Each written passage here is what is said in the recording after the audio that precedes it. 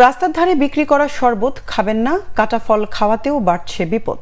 কারণ খাবারের পরিবেশ অস্বাস্থ্যকর, তার উপর প্রচন্ড গরম। হয়তো কিছুটা স্বস্তি মিলছে, কিন্তু পরিণতি খারাপ। ডায়রিয়া, আমাশয় ও হেপাটাইটিস সহ বড় ধরনের অসুখের শঙ্কার কথা জানাচ্ছেন চিকিৎসক। রিপোর্ট করছেন সিকান্দার রেমান। উত্তপ্ত শহর, গরম, ঘাম, অস্থিরতা, যেন তেনভাবে গরমে টিকে থাকার প্রাণান্তকর চেষ্টা। গরমে শরীরে ঠোয়া পড়ে গেছে, গামাছি উঠটা পুরো শরীর তোলায় গেছে। শরবত খাইছি, গরমে আর টিকতে পারি না, তাহলে কি করব? শরবত খাইছি। কি করব, গরমের ভিতর খেতেই হয়। খাইলাম, একটু ভালো লাগলো, এই আর কি। হ্যাঁ, আর প্রতিদিন কাজ তো করতেই হবে। গাড়ি তো বসা রাখা যাবে না, বসা রাখলে এবারে মালিক জমা হবে। এই বাইরে এলাম, 200 টাকা একটা টিপ মারলাম। রাস্তাঘাটে মানুষ নাই, জন নাই, এই অবস্থা। গরমে তরমুজ খাইতেছি, গরম মানুষ বাঁচে না গরমের জ্বালাতে।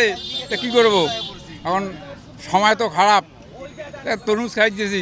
প্রাথমিকভাবে তারা একটু আরাম পাচ্ছে, তৃপ্তিটা মিটতেছে, তাদের মনে একটু শান্তি লাগতেছে, কিন্তু পক্ষান্তরে এটা স্বাস্থ্যের জন্য অত্যন্ত ক্ষতিকর। কি ধরনের ক্ষতি আনতে পারে সেটা হলো, এই যে খাবারগুলি খাচ্ছে, খাবারগুলি একটা অত্যন্ত অস্বাস্থ্যকর পরিবেশে তৈরি করা। এটা যেভাবে তৈরি করে, যেই পানিটা সংমিশ্রণ করে এবং তার সঙ্গে দেখবেন যে কিছু বরফ মিশায়, যেই বরফটা মানুষের খাবারের জন্য বরফ না, এটা ফিশ প্রিজারভেশন বরফ। এই বরফটা তারা ঠান্ডা করে মানুষের তৃপ্তিকে মেটায়। বিক্রি বেড়েছে রাস্তার ধারের কাটা ফল ও শরবতের, এ কারণেই বেড়েছে শঙ্কা। গরমের কারণে আমরা গাড়িটা ব্যস্ত আছি, মানুষও খাইতেছে, বেচাও ভালো হইতেছে, তার কারণে ব্যস্ত আছি। তোকমা, ইসবগুলের বসি, তালমাখানা, আপেল, তরমুজ, বাঙ্গি, পেঁপে, এভরিথিং সব কিছু দিয়ে একটা শরবত বানানোর সিস্টেম করতেছি। মানুষের যেন একটু ভালো জিনিস খায়, এই জন্য আর কি। Diarrhoea, cholera, jaundice, hepatitis A, hepatitis E, এগুলো নিয়ে ভর্তি হচ্ছে।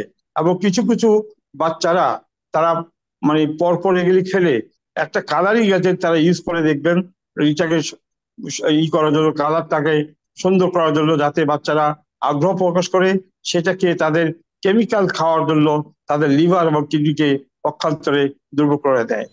বিশেষজ্ঞ চিকিৎসক বলছেন, বাসায় তৈরি যে কোনো ধরনের শরবত খাওয়া যাবে, সেই সাথে থাকতে হবে ঠান্ডা পরিবেশে। গরম থেকে গিয়েই গোসল কিংবা ঠান্ডা থেকে হঠাৎ গরমে বের না হওয়ার পরামর্শ দেন এই চিকিৎসক। সিকান্দার রেমান, বাংলা ভিশন, ঢাকা।